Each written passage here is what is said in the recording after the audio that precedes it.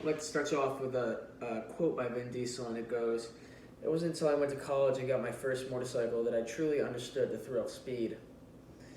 The reason I chose this quote is because I think that relates to me because, first off, I didn't get my first motorcycle until my freshman year of college, and the thrill of speed on a motorcycle is definitely way different than when you're in a car. For example, when you're going 60 miles an hour down the road in a car, you have 2,000 pounds of steel and metal surrounding you.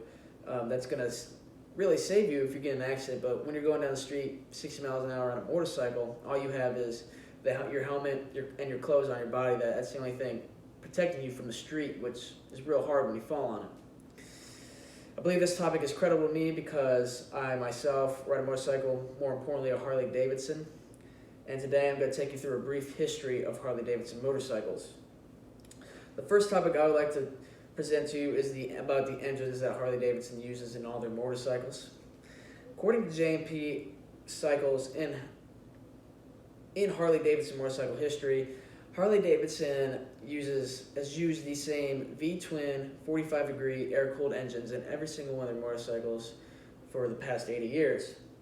However, Harley Davidson has stayed true to the roots for the past 80 years as they've only changed the design on the V-twin 45-degree air-cooled engines 3 times, with the newest iteration being the Milwaukee 8, which is what is currently on all Harley Davidson motorcycles from 2016 all the way to now. The Milwaukee 8 will also be the premier Harley Davidson engine for the foreseeable future, as they've only changed their engine design 3 times in 80 years. So, the next topic I would like to talk about is where Harley Davidson got their start. As big as Harley Davidson is today, you probably would not be able to guess where they got their start from. According to a history of the Harley Davidson Company, Harley Davidson was founded in a small shed in Milwaukee, Wisconsin in 1903 by William S. Harley and William A. Davidson. A little fun fact is the first Harley Davidson store actually opened in Chicago and not Milwaukee, like you would probably assume that it did. However, Harley still does have a huge factory in Milwaukee, and it's more of a museum where they keep some of their most famous bikes. For example, I chose not to discuss it, but Harley Davidson has a rich history of racing motorcycles, not only making them for consumers like us, but they also house some of their most famous designs and also some bikes from some of the most famous people. For example, Elvis Presley. He has a 1958 Harley Davidson in there, I believe, that you can go view if you're ever in Milwaukee. And the third topic I would like to talk about is who the most recognizable face in Harley Davidson has been, and probably will be for the foreseeable future.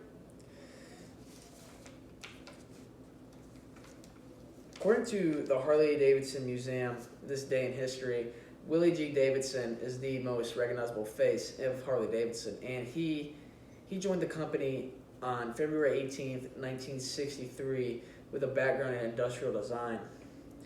Willie G is the grandson of co-founder William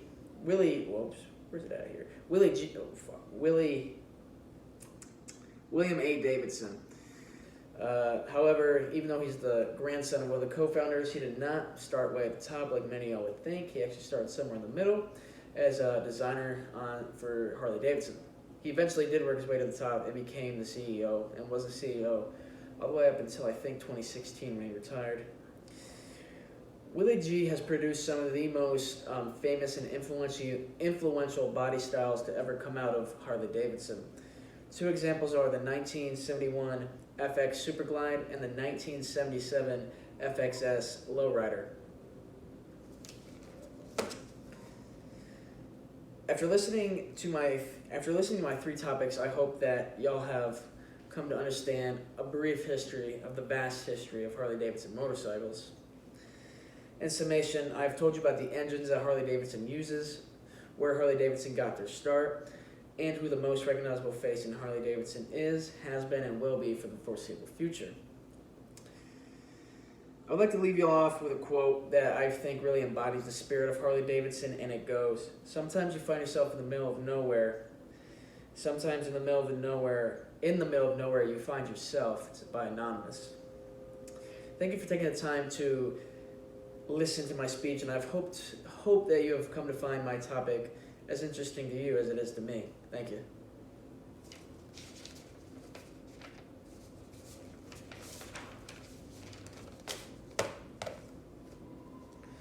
I'd like to start you off with a quote by Vin Diesel, and it goes, "It wasn't until I went to college and got my first motorcycle that I truly understood the thrill of speed."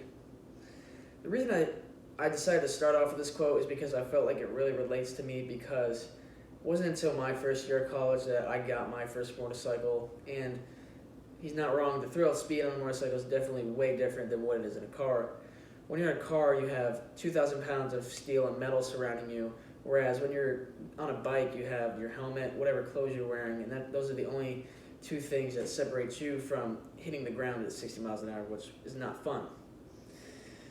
I believe the topic that I've chosen is credible to me because I myself ride a motorcycle, more importantly a Harley-Davidson motorcycle.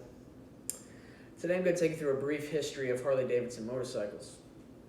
The first topic I would like to present is about the engines that Harley-Davidson has used on their bikes throughout their history. According to J&P Cycles in Harley-Davidson history, Harley-Davidson has used the same V-twin 45-degree air-cooled engines on all their bikes for about the past 80 years. Harley-Davidson has stayed true to the roots, as they have only changed the design 3 times in their entire history on their engines. The newest iteration being the Milwaukee 8, which is on every single motorcycle that Harley produces right now. The Milwaukee 8 was introduced in 2016, and it most likely will be the engine that Harley-Davidson uses for the foreseeable future. The next topic I would like to talk about is where Harley-Davidson got their start from.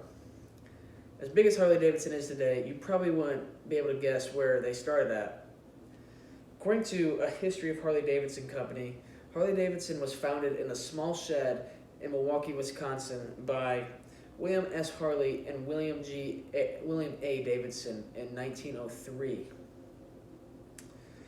A little fun fact is that the first Harley-Davidson store actually opened in Chicago and not Milwaukee, like you might think it would, because that's where it was founded.